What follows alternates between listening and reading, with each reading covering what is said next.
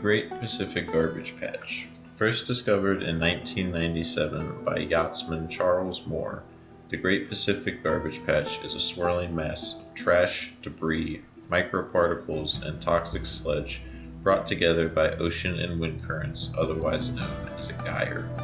While there are several garbage patches around the world, the one known as the Great Pacific Garbage Patch stretches 10 million square miles and sits 600 miles off the California coast, collecting a plethora of debris.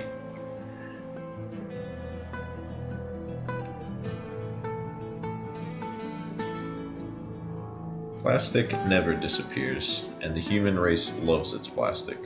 280 million tons of plastic are produced annually in the world. This includes 500 billion plastic bags and 35 million plastic bottles, two of the biggest offenders. While large pieces of plastic make up a significant portion of waste, the majority of the Great Pacific Garbage Patch is made up of microplastic. This is disintegrated plastic that is less than 5 millimeters wide and can actually be microscopic. So where does the trash come from?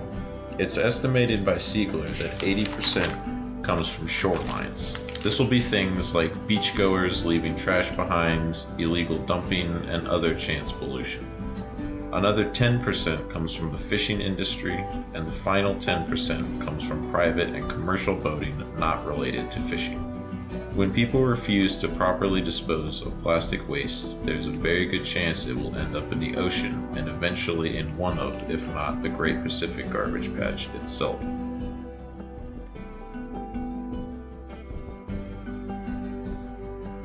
Garbage is not going anywhere anytime soon. Since plastic's invention, the amount of plastic the world has consumed is astronomical.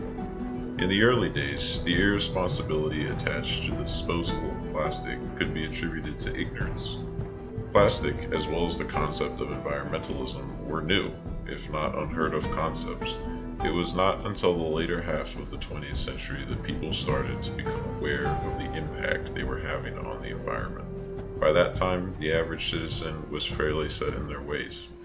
Even today, it is a challenge to get people to accept something as obvious as climate change, let alone to go out of their way to help with environmental conservation.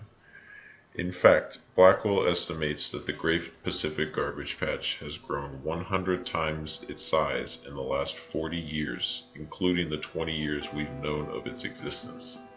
Despite the fact that we are a people highly motivated by fear, we never seem to be afraid of the right things. The pollution caused by the Great Pacific Garbage Patch is immense and most certainly will have an effect on the human race. It is already putting a stranglehold on our oceans, and this works its way up. A significant portion of the world's fish have plastic particles in their stomach. This moves up the food chain when birds eat the fish, predators eat the birds, and so on and so forth all the way to our dinner tables.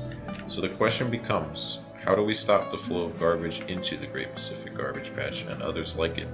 Unfortunately, I don't think it's likely. Every person that consumes plastic would have to be as responsible as possible, and getting people to pay attention to environmental problems is already hard enough. One possible solution would be to increase the consequences for polluters, especially big business. We would also have to find ways to incentivize the average American through tactics such as rewards for conservation efforts and steep fines for violations. The other issue is what to do with the trash that is already there. Again, this is challenging. Plastic never goes away, and all we could do is pick it up and put it somewhere else, most likely in a landfill. When you consider that the size of the Great Pacific Garbage Patch is somewhere in the vicinity of twice the size of the state of Texas, this doesn't really make sense either. I suppose we could shoot it into space.